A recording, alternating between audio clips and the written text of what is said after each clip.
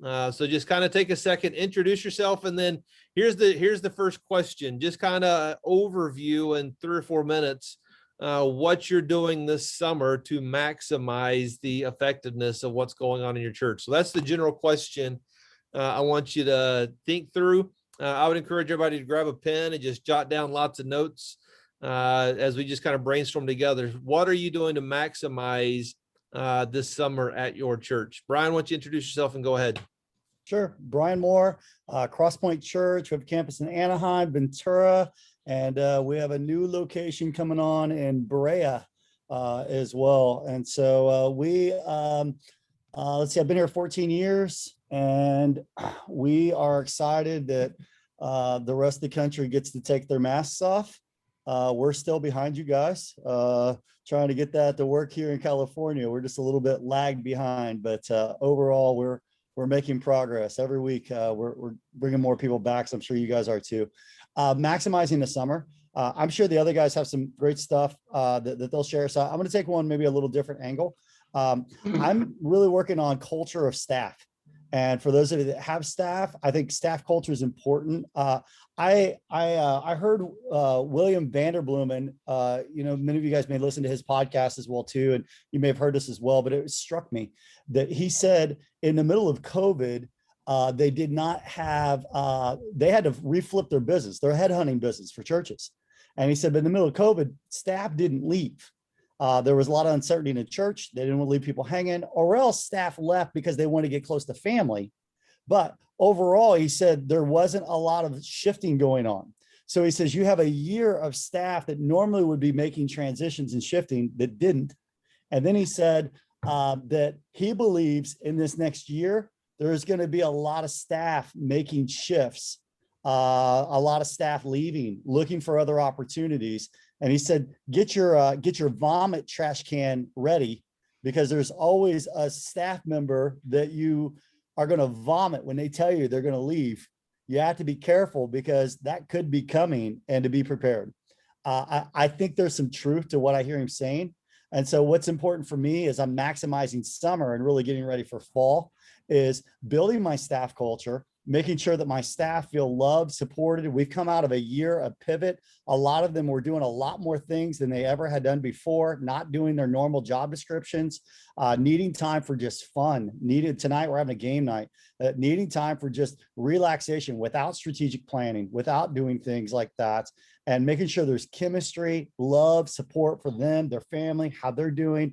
I want to maximize some of that this summer so that we're ready as we go into the fall.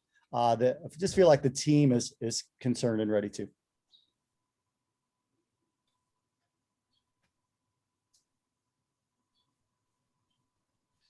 That's good. Anthony, what's going on with you guys at Granite? Introduce yourself real quick.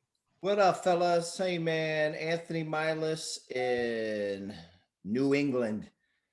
A lot of great things happening. Hey, tell you a little bit about our church. You guys know probably most of our story, but I'm going to be celebrating 25 years here in New England, which is really cool at my church. Thank you very much. And really excited about that. Multi-site. We planted 5 churches out of our congregation in addition to our sites. And so, things have been good. There you go. There's a Cliff Notes version. Hey, I'll tell you one thing that we've done, and it's been a big deal in our church. We have shifted. We have shifted our mindset from trying to regather to relaunching.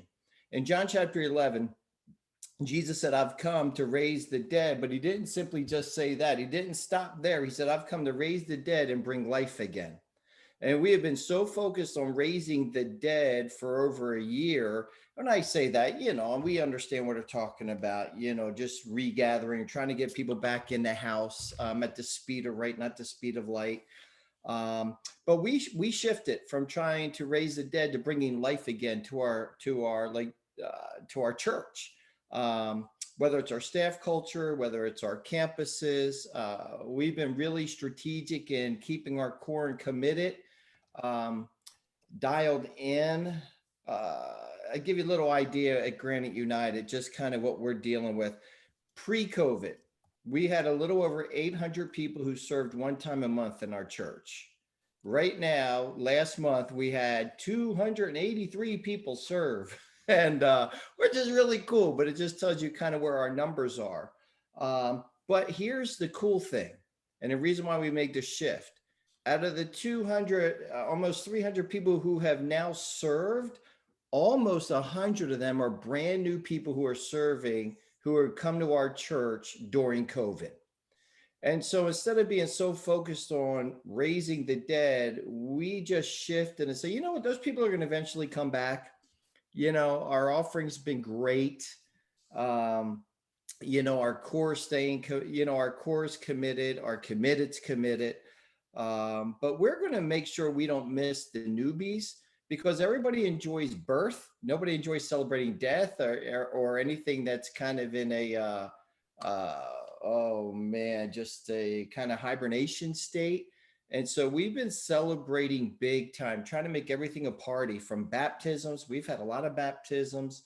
We celebrate our dream team people, new dream team people, had a lot of people through pastors hangout. And we had to shift our language. You had to shift our language to get back to church, get back to church, get back to church, to look who's coming to church, look who's coming to church, look who's coming to church. And the shift, just that little tiny shift, it's not an either or, it's a both and. But managing the tension, we found ourselves trying to raise the dead more than celebrating life in this season. And there's so much stinking good going on.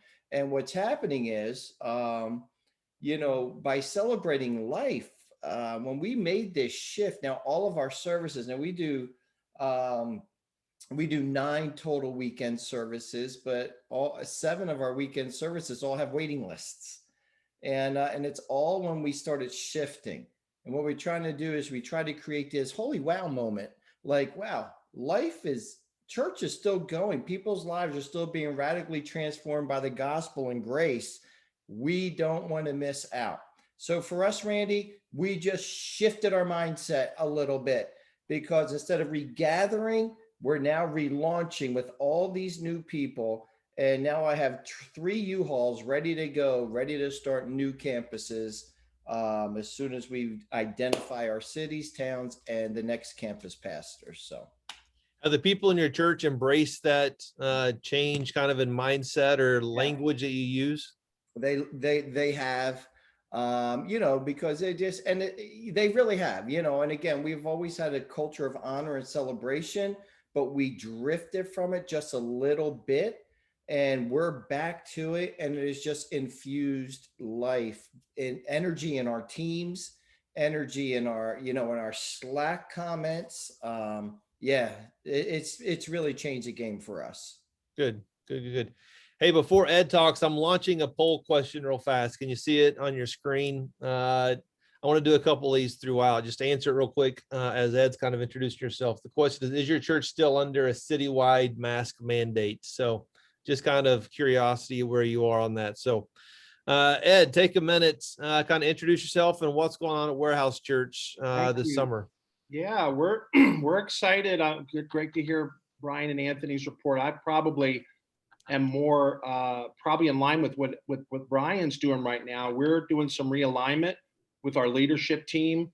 We're one of these calls, I can't remember which one it was, but I think it was you or Brian that talked about how pastoral care is king right now, or was during the COVID stuff. You know, we're in the gunsling and independent world of Texas right now. So when you talk about masks and stuff, I'm like, oh, they're still doing that?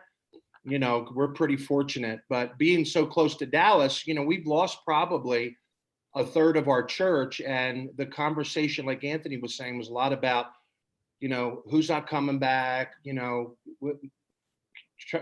celebrating the victories of just people coming back, and kind of a little bit negative in our tone with what people are perceiving about the church. And now one of the things we're doing with our lay leaders, we're kind of moving away from the deacon kind of structural model of a church, and we're calling it Warehouse Cares, and we're inviting couples to be a part of that.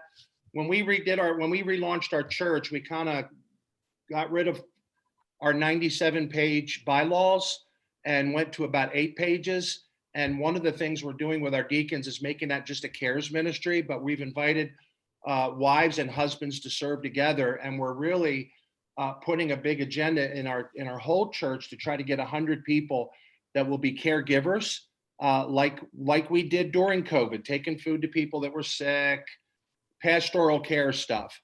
So we're recruiting more people right now, and a lot of our new people are responding to it, which has been really exciting. And it's kind of funny too, because the wives of our deacons, who are doing more than our deacons were anyway, are super psyched about it because they're getting recognized for that. So that's been a good momentum for us. And we've had about a month of successive Sundays. I guess it's been a little over a month since Easter, where we have just seen a slew of visitors coming to our church, and we're averaging about 8 to 10 salvations a week since Easter Sunday. And that's been exciting for our people to see that again. And then we're going to have our second, we did a baptism the week after Easter, and we're doing another one on Memorial Day Sunday. And one of the things we're talking about is we'll baptize more people as we start baptizing more people. Like, we have to remind people what that was again. We had people that wouldn't get baptized because they were afraid of getting in water after somebody else that may or may not have been carrying the crud. So now people are seeing it, and now they're starting to get more interested in it. We're seeing a lot of people getting baptized past few months. So Great. Doug, take a second, introduce yourself. What's going on in Colorado? Yeah, well, we finally have a nice day. We've had more rain than I've ever seen in all the time I've lived in Denver, but we'll take it. It's hopefully going to get us out of the drought and the fires we had last year.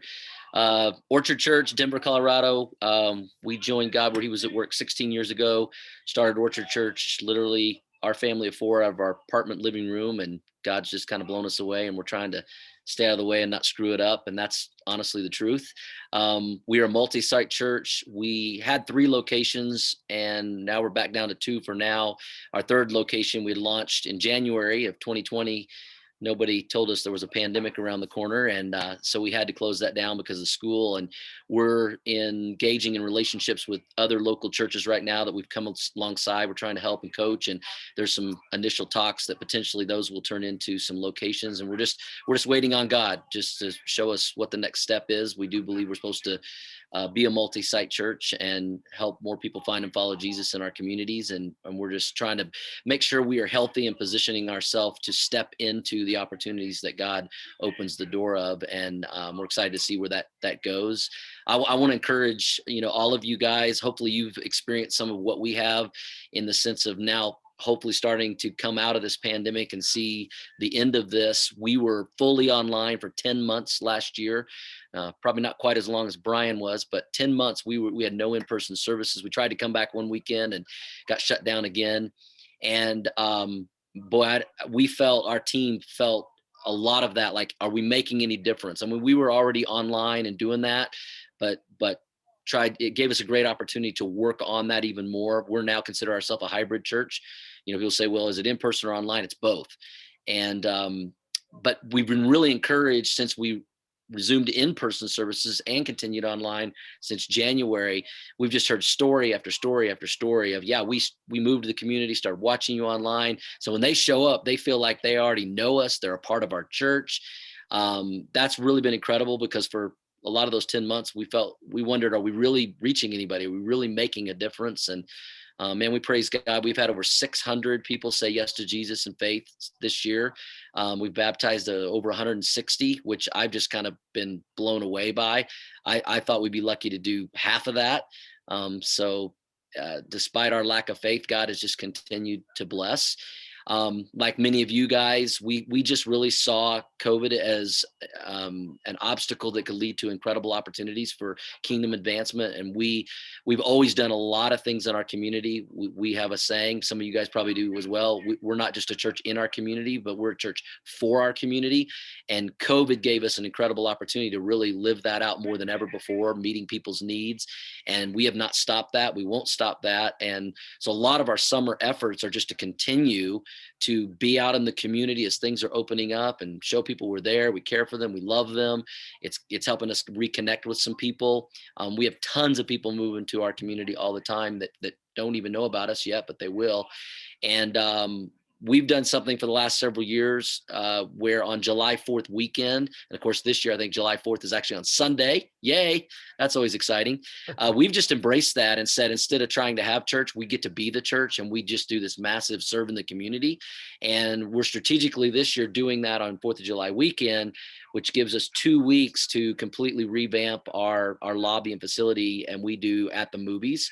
We did it 2 years ago, and normally July is one of our least attended months of the year, and we saw our attendance go up 25%, had over 100 people accept Christ.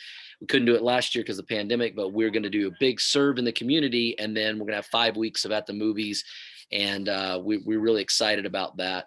I don't ever want to go through this pandemic again. I don't think any of us do, but we really look back, and COVID was a big blessing in a lot of ways. It really revealed some things. There were things we needed to work on. We had the opportunity to do that. Before COVID hit, we were at 4 services, maxed out, going, okay, can we add more services? What are we going to do? Multi-site.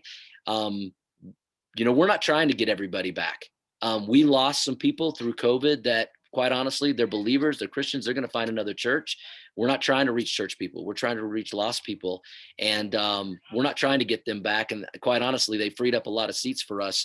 And we're seeing a lot of new people coming to Christ. And we're okay with that because that's what we're all about. Oh, great.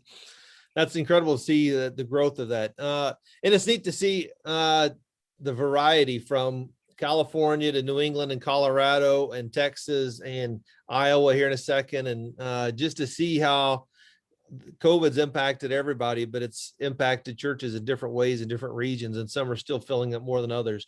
Before Randy introduces himself, here's another poll real quick. Respond to this one. What's your attendance look like today as compared to pre-COVID? So if it's over 100%, just put over 100% on there too. So Randy, take a second, introduce yourself up in Iowa. I'm Randy Abel. I pastor in Ames, Heartland Baptist, and I tell you what, I feel way better than I did a year ago, and things are getting. We're finding steam and finding traction again. One of the first of all, I want to tell you, I enjoy these Zoom calls because I still remember the section on having the digital and in-person ministry simultaneously, and I think that was from Doug. I took notes and we incorporated lots of things. And for the last maybe 7 months, I've had people almost every other Sunday or at least once a month walk in. And to me, they're brand new. They've been watching for months. And that's just been really cool. We're still, we're not back to normal yet. We're maybe 80-85% back in person of what we were a year ago or previous to the pandemic. But when I had my secretary run a list of new people in the last 12 months, and I've got 50 new regular attenders that I didn't know a year ago. And that's just really cool. And of those, maybe 20 have already joined the church. And I tell you what, the drive-in church services we had, one particular Sunday night had 15 people get saved, and it's just just out of the box stuff the Lord's done. It's just incredible. We're feeling really good here. We got great summer plans. We come out of winter a little bit slower than everybody else. Any more people call me, hey, is it snowing there? No, not today, but we're very excited. We really had a great Mother's Day service, and of course Easter was still cold here, but a great Mother's Day service, and we're doing great in May, and I'm just very excited. I just want to by faith say I'm convinced we're going to be running over 100% of pre-pandemic by the end of the summer, and with salvations to go along with it. So I'm very excited about it. Very cool. And I'm excited for you to share some of what you're doing with your sports stuff here in a little bit too. Before we get to that, Philip, kind of introduce yourself, where you're doing in Texas, in early Texas. Yeah, Tell us where early Texas is first. We're centrally located. You put your finger on the middle of Texas, and we're probably within 30 miles of that. But Grace Baptist Church, Early, Texas. Again, my name's Philip Scott, and I tell you, I really do, Randy Harp. I appreciate you doing these Zoom calls and things of that nature as well, because it's been a big blessing. Whenever all of this started, I was kind of a little bit frantic. We're in a church. I've been here 8 years. Probably 6 of those years we've been in a revitalization.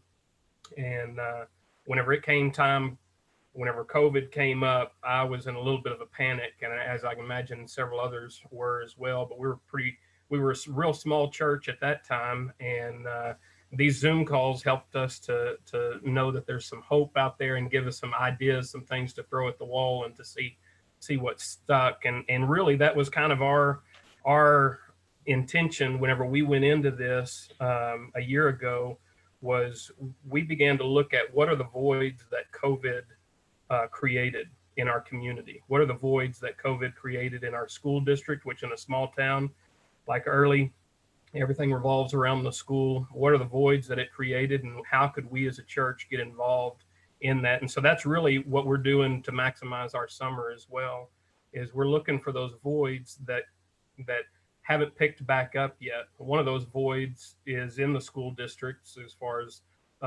volunteering, substituting. Those 6 that I mentioned earlier that we had baptized this past Sunday, every single one of those is in some way contacted from our church's volunteering and involvement in the local school district. And so we've been looking for those particular areas of, even though COVID was a bad thing, how can we use it for good, and how can we use it for the good of our church? So we've been finding those voids and trying to figure out what ways we can get involved. And if we've got some people in our church that can volunteer, can begin to work into those areas a little bit. And then also knowing that summer's coming up, and again, we're in Early, I tell everybody we're 2 hours from everything. And so we know that whenever summer comes up, kids are out of school, everybody's going to be traveling, and they're going to be gone throughout the summer. And so one of the things that we've begun to do is to develop activities for our families to do here at the church or here in our own community, so that we can give them some things that they can be a part of. Maybe they don't have to travel 2 hours, 3 hours away, that we can do some things here and to keep them involved. And then we're really excited for our fall. Coming into our fall, we expect to see a lot of great things. Very good. Hey, let's talk about going into the summer and talking about momentum, or what you're doing to try to gain momentum. I know, Doug, you talked about you doing your movie at the movie series. I know a lot of churches do that and it's effective. I want maybe share a little bit what you do, but Randy, talk about your baseball, your sports stuff, your camp that you're going to do this summer. I love that idea. Sure. We did it for the first time 3 years ago, and every year it's just kept going up, obviously, except for last year. And so we always had, or used to have VBS near the end of the summer. So we wanted something in June. And so we do a sports camp, 3rd through 9th grade. And I had a pastor tell me this. He says, you always got to have something for the fat kid too. So we have a team sports track and then an individual sports track. And the team sports, they rotate, and every single weekday morning they spend 45 minutes in basketball, then soccer, then softball. Just 3 groups: young group, middle age group, junior high group. But we have an individual sports track, and frankly, there's more kids that sign up for that than the team sports. And that's horsemanship. So we have horses here that they learn how to groom, bridle, saddle, and then ride by the end of the week. And then there's marksmanship, which is a combination of pellet guns and archery, and then golfing. We have a golf pro that comes and teaches them stuff. And so every weekday morning, it's like a sports VBS, and it's broken down by age group. And then there's a devotion in the middle that I always give, and then we feed them lunch, and parents love that. And it's a big success, and we see kids and junior hires saved every single year. And it's a good community outreach. Parents just love this. And we charge $25, which is basically the cost of feeding them their lunch, And So parents just love this, and we're expecting a banner attendance this year at that. Good. Doug, how do you do your At the Movies series? What does it look like? Yeah, I mean, this is definitely not original with us. I think Life Church probably put the At the Movies series idea on the map. And different churches have done it differently. What we found works best is if we take the movie clips. I actually pre-film. I actually have been working this week on all our scripts, and next week we're going to go away and film all of it. So it's kind of feels seamless. So it's like one seamless video. I will come out at the beginning live and introduce it. I'll come out at the end and close it with an invitation, and things like that. But, and we try to keep it around 30, 35 minutes. And it's basically just taking, well-known modern day movies. We put a disclaimer at the front, hey, we don't agree with everything in all these movies and that kind of thing. But, I feel like we got the idea really ultimately from Jesus. He took modern day things and stories and weaved them into spiritual truths. And so that's what we do. And we've just found that it's one of the biggest outreach series we do of the year, that people invite their friends, neighbors, coworkers, family members to, they're just intrigued that, wait, you're showing movies at your church? What is that all about? And we do popcorn and we give away candy. And I think one of the things we found that's really key is that it's a whole experience. So we take 2 weeks, we completely remodel our lobby. So you feel like you're walking into a movie theater and there's movie themes. And so those creative types in our church, they get really amped up about it, and it's pretty exciting. And when we did it 2 years ago, we wrote, it's one of the things that's challenging is Life Church is really good about giving their content, but they won't give you any of their at the movie stuff. They won't even get you the scripts or anything.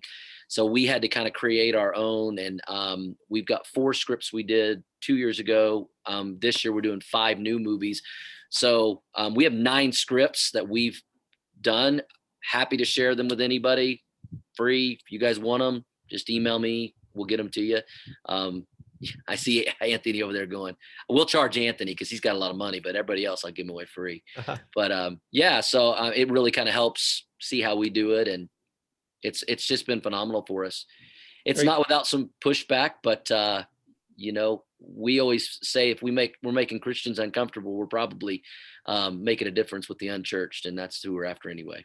Yeah, good.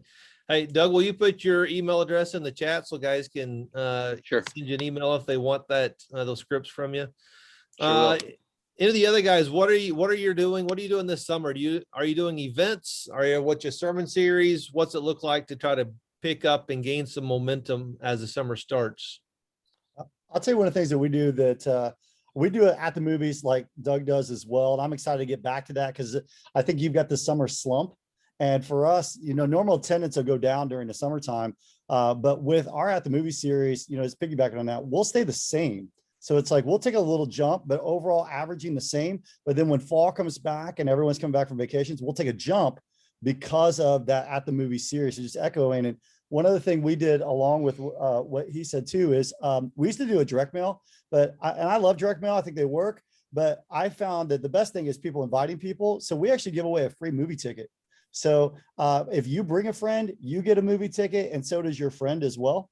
And the movie theaters are trying to get back in right now. So it's kind of a win-win, and with the whole theme, but it also allows us to get their connection cards. Then we can start our assimilation. Then we can start our follow-up because you got to go up and pick it up at guest services. And so that's something along with what Doug said, that I think helps. I'll say one other thing I think that we're doing is we're getting ready for the fall and the summer.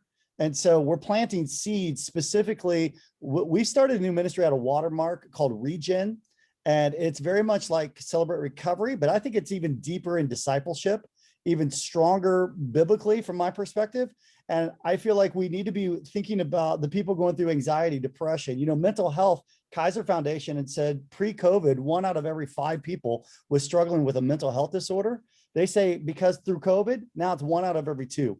So we're trying to get all of our team trained through this Regen program so that this fall, I think we got 30 people going through it this summer to get trained so that they're ready for the fall so we can launch this new ministry, helping with anxiety, depression, addictions, all of those different felt needs that people have that are even escalated now because of COVID. Yeah, that's really good. Hey, do you have a link, Brian, where you can share on the chat for the reach in? Is there a, Yeah. Yeah, just put that link on the chat so guys can see it, because that's a great resource.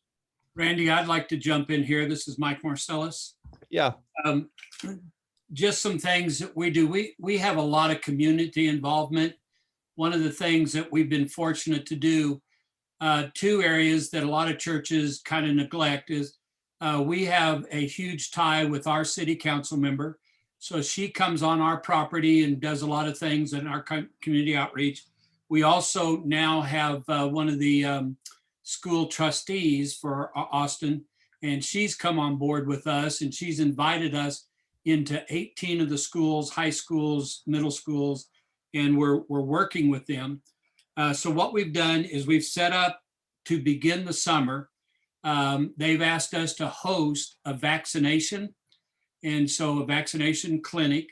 And so we're doing that in a couple of Saturdays. That's going to be one weekend. The next weekend, we have a guy named Skip Pilgrim that's coming in. He pastored for 30 years, but the last 9-10 years, he has been dealing with stress of Dallas police officers and people in that area.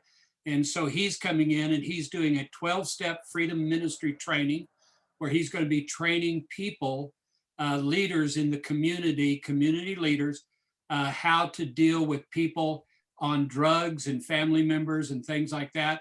And that's a pre-register, and it's a certified, he gives a certification for it. So we're doing that the first Saturday in June. The second Saturday in June, we are actually bringing in the local judge, the attorneys and people are coming in. We're having a town hall meeting in our facilities, and we are training people so that we could next, instead of the courts dealing with everybody that's got convicted for marijuana and some of these lesser crimes, that they will assign them to our Christian Compassion Center, and we will, through counseling and accountability, we will take over what the court system doesn't want to mess with. They will be assigned to our nonprofit. And so we're training people on the second Saturday.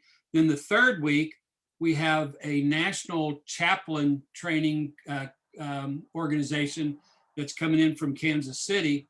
And they are training chaplains for the fire department, for the police department, for the local officials and everything. There's already 80 people signed up for that, 80 police officers and different people signed up for that. So ours is more of a community type thing, drawing them onto our property and training people and working along those lines. So that's some of the things that we're doing. Yeah, I think that's great. I think that's one of the things that a lot of people have seen during this COVID time is how can the church serve the community? So we've got to think outside the walls of our church to get into the community. Philip, you shared a little bit earlier what you're doing with the schools. What else are you doing to serve your community? So this past spring, we got into the sports programs, and because we're in Early, but we're right next to another town, Brownwood, that's actually a lot bigger than us, but it's about 20,000 people, and they're in a great need of coaches. They're in a great need of refs, which maybe that wouldn't help us promote our church necessarily to be an ump or a ref, but they're in a great need of a lot of these things. And most of our church members that would probably be interested in doing something like that don't even know that the need exists. And those are some areas in which we can get in contact with people. We can get in contact with other families through the sports programs in our own communities to be able to even announce it to our church of, hey, there's some teams that need some coaches, because it's, again, like I mentioned earlier, it's one of those voids that COVID's created. And instead of looking at it as, well, we're going to lose ground as churches, this is actually an opportunity for us to gain ground, where we as believers and we as churches and church members can begin to reach into our communities even further and to make those contacts even better. And then also the same thing, I mentioned the schools, which we don't necessarily have to deal with that much during the summer, but the homeless shelters, the community programs, those are all suffering due to COVID as well. Most of those people that normally would volunteer were normally your older generation people, and they're fearful of contracting this, contacting this disease. And so they're not volunteering like they used to. And there's a big need that we're seeing here locally in that same area. And so we've just really kind of looked at it as our church of how can we get into our community and begin to reach those people that normally we would have never come in contact with. And again, because of a lot of that, we've seen a lot more people coming through our doors over, very similar to, I believe somebody else was saying, over the last couple of months, we've seen more people coming through our doors that never would have ever come through our doors before. But it's because we've intentionally decided this is what we're going to do. We're going to press into our community. We're going to actually use this something to gain ground instead of sit back and wish things were different. Yeah, good. Philip, maybe you can answer this, or Randy or Brian, someone else, because I know you're all very involved in your community. What is, for a guy on here, maybe their church doesn't do anything in the community right now, what's the first step? How do you find places where your church can be involved in the community? Where do you go? Who do you talk to? Someone jump in and share a thought. I'm a big just ask them directly what they could use. And so I've sent out throughout the years, first of all, you can go online and literally buy the addresses for like $50 of 500 neighbors that live right around you. And you can do more than that. You just draw your own lines on a map and they tell you how much it is for that stuff. And you just send a survey card, and you give them some choices. I find that people will rarely answer a "what do you need" question, but if you gave them 7 choices, they're happy to pick 1 or 2 things that they could use. And what we've noticed is our community, they wanted more stuff for their kids to do in the summer, thus the sports camp. We offer counseling and different things like that. I just like asking the people directly, what they, and the little survey card in the mail with already returned postage on it, that's been very successful. Yeah. Hey, That's a good way Randy, to ask people in your neighborhood. Yeah, go ahead. I just want to throw something in there too. And this is kind of ongoing conversation up here with New England, up in New England. Don't despise the thought of small beginnings again. There's a lot of guys up here that are shying away from doing community events, just even with their church family, because it's not as big as it was, pre-COVID. And so we've seen a lot of our smaller churches, just start doing something, because again, moving from death to life, show a heartbeat, show a pulse, and don't be afraid. Yeah, well, we did a night of worship, we would have 150 guys. Well, if you have 30 and you blow it up on social media and you start creating those things, we have to give the indication to our church community as well that things are good. We're alive. And just because you can't do it for everybody doesn't mean you can't do it for, a few somebodies. And don't shy away from that either, guys, because I know a lot of us, and obviously we need to pastor our communities, move from pastoring our churches to pastoring our communities without leaving our churches behind. But in New England, a lot of guys shied away from even doing anything for their church because, well, it's just not going to, we don't have enough people. Listen, do it for the people that are there. Blow it up on social media. Create an oh wow moment, and let your church community know that, man, we're alive. We're moving forward. Love for you to join us, but man, life is happening. And I think that's important too, Randy, because, as much as we continue to go out there and get involved in our communities, don't leave your church community behind because you don't feel like you have the numbers you had pre-COVID. Yeah. Right. Hey, I would Randy, also- I got something to say real quick about the community. Those of you guys that want to get involved in your community, one of the best things that we did was when we shifted from trying to do everything as a church in our community, to coming alongside of the opportunities and the ministries that were already in our community. That was a game changer for us. Those people have a passion for that. They have the resources for that. We just, and it really shows we're in this with you. It's not, the church is separate from the community.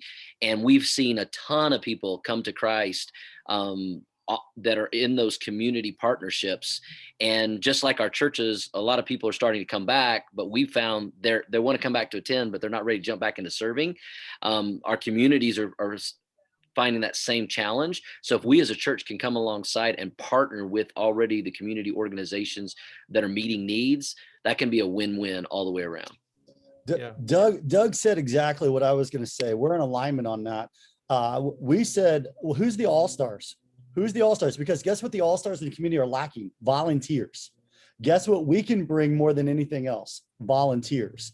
And then we take once a month and we do what we call a compassion moment in church, where we all we'll bring those all-stars of the community in, interview them, show 1 or 2 pictures. We used to do video. You don't even need to do video. 1 or 2 pictures, let them tell a story, a stat, and we'll add a scripture. And we share those same concepts so that we're bringing life to them. And then what we found is those organizations that are all-stars of our community, that are the point leaders, they are dying for support and help, just like we are as a church to try to get people in. Now we're the heroes, and they start coming to our church. And they start saying, this is people that want to serve with us. Now we've got movers and shakers and leaders, and all we're doing is bringing our people with their Crosspoint t-shirts on to their events and supplementing what they already have. So I agree with Doug 100%. Yeah. Amen. Great. I made another question. One of the most common questions I've been asked the last couple months is what are teenagers and kids doing as far as camps or VBSs? I'm actually going to put another poll question up real quick. Respond to this to see where everybody's at. Someone share what you're doing for your kids, your teenagers. Randy, share a little bit. I know you talked about the sports camp. What else is going on with your kids and students this summer? Randy? So we are sending kids to church camp, and to us, it's the camp's job to figure that part out. We've decided not to have traditional VBS, although for us, it has been in years past, huge success, couple hundred kids. And we have Teen Expedition Week that goes along simultaneously, but we just can't figure out how to make that work with 150 kids in the building, shoulder to shoulder. What we decided to do again this year was summer fun days, where we start in June with preschool, and then the next Friday is first, second, the next Friday is third, fourth. So it's just one summer fun day per age group. It's outside. We have a picnic shelter, water sports, water games, fun, obviously a gospel presentation, and lunch is included. And for us, that's simple and easy to eat, way easier to manage with 30 or 40 kids in a group rather than, 200. That's good. Somebody else want to share something? What are you doing for camps or for summer for your kids? Here in Texas, things have pretty much, especially in our area, Central West Texas area, things have pretty much come back to normal for the most part. And so there are some restrictions with camps, but our camps are going back full force. We're not doing a VBS, but we are doing a, per se anyways, a normal kind of VBS, but we are doing a Wednesday night based children's ministry that ties into Sunday mornings, and it's in very much a VBS style, rotations and all of that, and that's going to go all the way through the summer. And so we're planning to keep our kids engaged.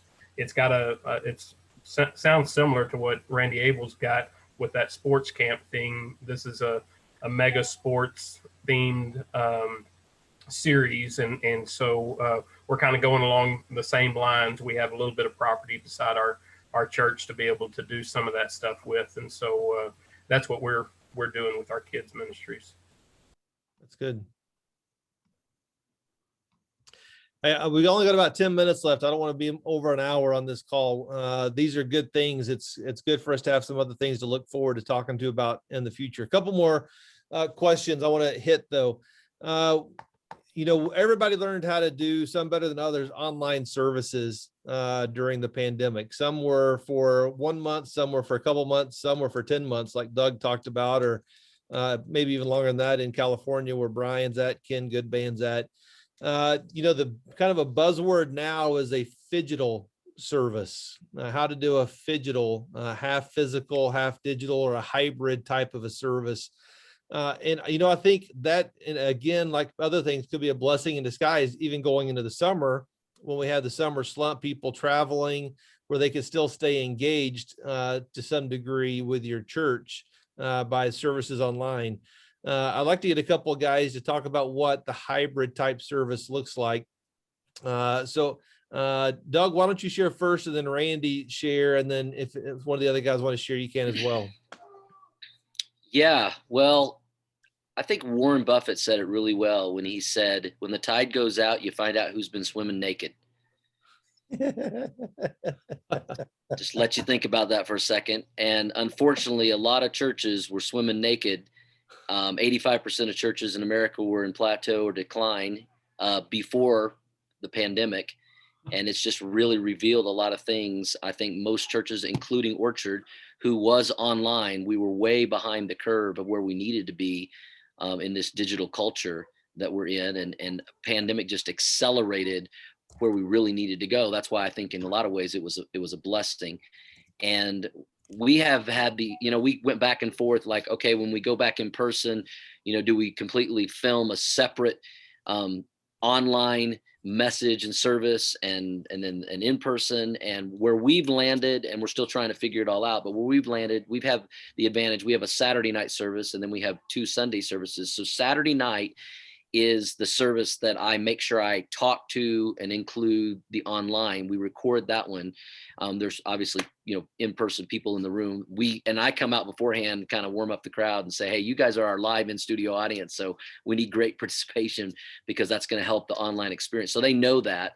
But then what we do is we take the service, the worship and the message, and then we pre-record a host that is specifically talking to the online, welcoming them to give them that warm feeling. So it's a hybrid of the host is talking to them directly online. Hey, welcome to the service today. We're going to do a time of worship and message and all that. And then the host also closes, but yet they also see the in-person. Because I do believe people are going to come back to church. They're already starting to come back to church, just like they're going to go back to movie theaters and ball games and concerts. So we want them to want to be there, and we want them to see some things online that would say, this is good, but I want to be in the room. And so we didn't want to completely separate those two. So that's where we're at now. I would just say this, I don't want to take a lot of time to talk about this, but where we were always online before, but it was kind of more like, hey, just join us as you watch what we're doing in the room. We really weren't addressing the people online. We weren't talking to the people online. Well, now we directly are, but we pushed that way out further than that. And what we're finding is the people we're trying to reach, they're not even going to watch an online service first. What they're going to do is they're going to watch like a 3 to 5 minute snippet of a message series that might get their attention. We put out a lot of blog spots and podcasts, just little bite-sized things that get their attention. That's really a breadcrumb trail that's going to get them to then maybe checking out an actual service online. But I just can't challenge enough that churches that believe that it's all just going to go back to in-person and that's it, are like the malls believing people are going to stop buying from Amazon and they're just going to come back to the mall. And so we've got to be both. It's both. Both are vitally important. Yeah, that's good stuff. Hey, those 3 to 5 minute clips you're talking about, Doug, are those clips from your services, from the message, or just do you create new content just for that? Both. They're both. We've done some just short little snippets of conversations. We've taken a snippet every week. Now they take a portion, kind of like the key thrust of the message. It's about 2 minutes. They do it creatively. You can go and see it on our Facebook or Instagram page, orchard.church, and it's just enough to grab their attention to then get them a link to take further steps. We're seeing a lot of good traction with blog posts on marriage, on finances, emotional health, just things like that, just trying to meet people where they are. with felt needs before they ever even think about even, it's not even just walking in the door. It's even watching an online service. To think that an unchurched, de-churched person is going to sit down and watch a 45-hour service is not realistic. Yeah. Hey, Good. Randy, what we've done is to supplement our online is we've done 4 online conferences this year, 1 a quarter. We've done a marriage conference, a prophecy conference, a hope conference, which has dealt with discouragement and depression, and a forward conference. How to keep moving forward and stay focused, how to find clarity in unclear times. And we have had those things. Each conference has been the Hope Conference had 8 speakers, 4 a night, 10 minutes apiece with worship. The same with the Marriage Conference. Eddie Trinkle and Kim Trinkle were our main speakers one night. Shannon and Cindy Odell were main speakers the other night. Then we had Q&A. We had thousands of people and it's just become part of our culture. It's been a really easy front door for people to invite somebody, not simply just to church, but to a unique experience where they register. We get all their information. How often do you do those, Anthony? We do 1 a quarter. So we've done a marriage one so far, a hope conference, a prophecy conference where we brought in President Dave Melton. He did a 2-day prophecy conference for us. And then we did a forward conference, how to find clarity in unclear times. And had 8 different speakers, 10 minutes apiece. I weave together kind of topics that all went together, and worked for a few weeks out with all these guys and gals, and it was great, man. And we have more guests and people dial in for the conferences that are not part of Granite than we have for any other online digital thing. Are those online and in person or just online? Just online, all online. Yeah, good. Randy, I know you do a lot of creative stuff for online and in person. You want to share just real quick? First of all, I'm not near as techie as some of these other guys, but there's some things that I glean from our meetings together that helped me come up with some practical things.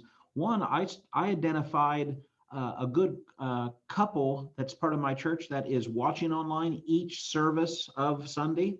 And now we have online greeters. So it's their job to literally say hi online, by messaging or, live on Facebook, to say hi to every single person by name. I also have one of my staff guys assigned to monitor that. And that makes sure that, because we're now live streaming everything, which is simplified tons of stuff, but they're making sure audio is perfect and taking down. We ask for prayer requests and take prayer requests. And so people feel real engaged. We also offer the sermon notes online. They, it pops up on whatever they're watching on. They can download those if they want. And then something I got from our meeting last September, and I think it was from Doug, was, all of us, maybe all of us now are retention experts, online retention experts. We always saw that drop off. People would start watching and then they'd, some would leave. I started doing a 15 to 20 second introduction. That's the first thing they see online, where, hey, thanks for tuning in. I'm Pastor Abel, and here we got some songs today, and then here's what the sermon's about, and here's why you should pay attention and stay with us. And we just watched our retention rate really do well just with that pre 15-second introduction. And in person doesn't see it, only online does. That was a big help. Yeah, good. Hey, last question before we wrap up. Summer's a great time, and I think Brian already mentioned it earlier. Use the summer to build up for the fall. Which you got to plant the seeds in the summer to harvest in the fall. Someone share, maybe Brian, we've talked about this some. What are you doing this summer that's anticipating something in the fall, whether it's a sermon series or whether it's a special event or something like that in the fall? I'll tell you one thing that I feel like I'm doing. It's a little different than a sermon series or whatever else, but it's something we stumbled on. Is we got to get ready for volunteers for the fall. I think one of the greatest things is we've lost a ton of volunteers for us in our kids ministry, in our production tech ministry. We've got to get our volunteers back. And so if we don't work on that right now during the fall, if you don't plant in the fall, you'll be begging, or if you don't plant in the summer, you'll be begging during the fall for volunteers. So I stumbled across something that's new. And I had this guy in my church who he recruited a ton of new people for us in one of our areas of ministry, but he sucks at going to meetings. He sucks at actually showing up for his stuff. But I realized, oh, wait a minute, there's people that are good recruiters that can be a part of a ministry that can actually help recruit people. And then I thought, well, our kids ministry, we need more kids ministry volunteers, but my kids person has to be in the kids ministry the whole time. And when's the best place to shoulder tap people is the best way to get people involved volunteers? Well, you can't do that on a Sunday. That's when all the people are there. So we came up with a new strategy and said, who are some of our socializers? Who are some of our people? And we've asked them not to show up to meetings, but you're going to be a part of the kids ministry team, or you're going to be part of our production team, but you don't go to those meetings. You're not actually part of it. You're just a recruiter. So we need you to work the hallways, shoulder tap people, get to know new people, to ask them, hey, would you come and check out the kids ministry? We think you'd be great for this. Will you test drive this ministry? Will you do it for a few weeks? Can I connect you with the person that's responsible for that? And we're seeing some great success in new volunteers doing it on Sundays with people that are marketing. Real estate agents are great at this kind of stuff. Having people that have this thing. So I think that's another thing that we're getting ready as we're preparing and ramping up for the fall. Make sure we got a good volunteer base. It's ready for growth. Yeah, very good. Hey, maybe the talking about the fall is something we'll talk about in a next Zoom call, maybe in a few weeks or in a month or so before summer gets going hot and heavy. We need to be thinking about the fall. Hey, last thing I want to say, if you like events like this, which I think most of us do, I know there's a conference coming up that's, some of the guys on the call right now are helping to put together and promote. Brian, take just a second and talk about the ZOE Conference coming up in July. Yeah, guys, we're really excited. We feel like right now we need some encouragement and strategies and ideas and thoughts on where we're at. So myself and Randy and Anthony and Doug Dameron, we've kind of come together, and some other guys as well, to say, let's get together for a day and a half. This is great for 1 hour. Imagine what we can come up with a day and a half.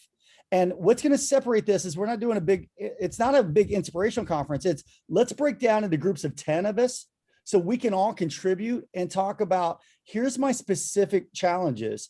And Doug will be in a room with 10 of you. All right. Anthony will be in a room with 10 of you. We'll break things down to where you've got a smaller group and we can do some brainstorming. Then we'll come together and do some hangouts. We're going to laugh. We've got a great guest speaker in Eric Geiger, who wrote Simple Church, who's going to come and give us his impact. What does it look like to be a simple church? What does it look like to take advantage of the COVID restructure? But it's going to be a time of inspiration. It's a day and a half. Flights are cheap right now. This is one of the best times to get out. You need to get away. Come to Southern California. We're going to host it. It's January 20th. I'm sorry, not January, July 20th and 21st. And we want you to come, bring your spouse. It's a day and a half. If you want to tack on another day, take some vacation time. Let the church pay for it. All right. You've worked hard over this last year and a half. Have some time to refresh and recharge. And you're going to come away with a notebook of ideas, a notebook of thoughts, exactly where you're at. So our price just went up a little bit. It's not that expensive. We're going to give you a code, ZOE24. So in the next 24 hours, if you'll sign up, you can get in for $99. That's gonna cover, our expenses. Eric, we're gonna have snacks, food, that kind of stuff. It's a short little stint, but I think it will set you up for great success coming up for the fall and just pivoting and what it looks like going into this new season. Anthony, you got anything to add to that? I would just say this, guys. And we're all part of the ministry. So, I mean, I'm spending the majority of my time trying to encourage guys that it's okay to get out and go. It is easy to we all have reasons why we have to stay. I'm just telling you, isolation and separation. The reason why this is so good is because it is good to breathe digital air together. We need to breathe some physical air together. And you just need to make the choice to go. I promise you, it'll be worth it. You'll be blessed because I can tell you this, You won't walk away and say, boy, that sucked, or that was horrible. You will have a good time. You will have laughs. It'll be encouraging, informative. It'll be more than information and inspiration. It literally can lead to transformation. I promise you. We've been working on months on this behind the scenes because we value this time, because we value our pastors, and we don't want anybody to be doing life alone. It is so easy. I'm begging guys. 2 weeks ago, I literally called 6 pastors and their wives and said, I don't care what you're doing. Don't make me call your deacons and trustees. You're going to a hotel. I rented 7 rooms, a conference room, and we took 7 guys away and gals, and they were like, man, and this is what every one of them said, I didn't realize how much I needed this. You need this more than you realize. And I promise you, just really want to encourage you, just make the decision to go. And I'm in agreement with Brian, man. Your church, they may not really understand all that you've been through, but guys, we're all tired. We all need to be encouraged. Only a little bit pick me upper. And that's a part of this, man. We are going to have a great time away. Show up. It'll be worth it. I promise you. Good. Hey guys, I appreciate everybody joining the call today, and looking forward to doing more of these. If you've got some ideas on some topics you would like to discuss in a Zoom call forum type setting like we're doing here, shoot me an email, raharp@tribune.org, and we can add that to a future Zoom call online pastors forum that we do. So this has been good today. I appreciate everybody that took the time to participate. With that, we're a little over what I was hoping, shooting for an hour, but hopefully this is a good time for you. So if you missed it or part of it today, or you want to watch through this again, it is going to be recorded. It's recorded. I want to put it on our YouTube page by tomorrow, and you go back in and you can watch parts of it over again. So guys, I appreciate it. Have a great day and a great weekend. God bless. You guys.